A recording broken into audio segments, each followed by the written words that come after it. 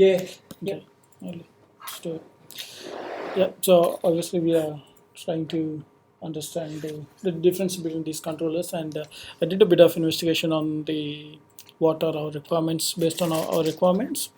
So that's mostly in line with the Xamarin Forms native. So the support required for Xamarin Forms natively, and the requirement is the weekly view and the date range support between two date ranges, so that we will not be able to swipe between the after those days.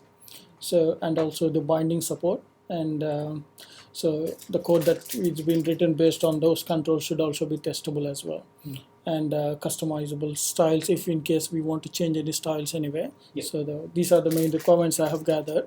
So I was looking Telerik and Syncfusion for those requirements. So at the moment the Syncfusion itself is doesn't say anywhere on their websites what is it built on. So it could be natively built on, and somehow they made up Xamarin Form support for it. So at the moment they haven't told anything outside of it, but at the moment they have Xamarin Forms support for their controls, and it's around $9.95 per developer, and they have around 90 plus controls apart. But the fact is there's no weekly view. But yeah, I'll show how it's going to look like on the screen, and maybe we might like monthly view just in case. Yeah. And the response time is obviously 24 hours for them if there is anything that doesn't work on it.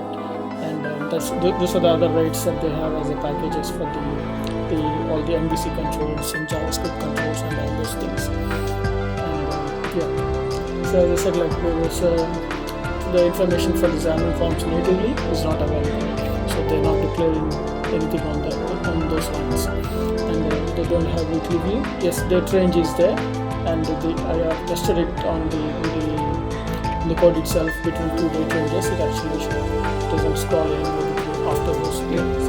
Yes. And binding support and testability, yes. And styles are really good in this control. Like you can actually do a lot of better things with the styles using Syncfusion when compared to the Telerik.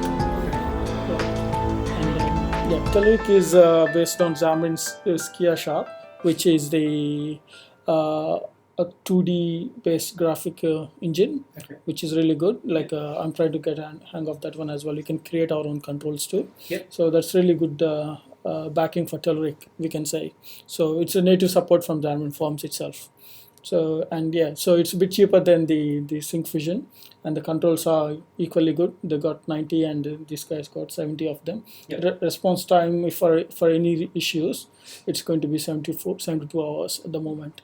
And yeah, so equally expensive as the other ones, but the number of controls that Telerik have to, in case we want to use it for MVC and other stuff, then yeah, so these are guys a bit cheaper, but the number of controls are a bit less. And there are volume discounts as well on this. And yeah, as discussed, the native support is yes, weekly view yes, date range support is yes, bindable support is yes, testable, and styles are a bit limited, but it does our requirements.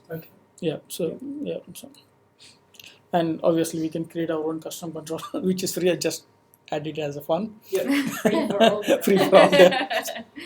And one and only control that yeah, I have developed one custom control for myself, and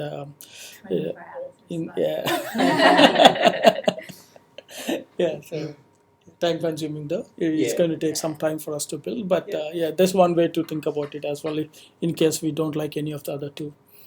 Yeah, so that's what the short presentation on that one. Cool. And let me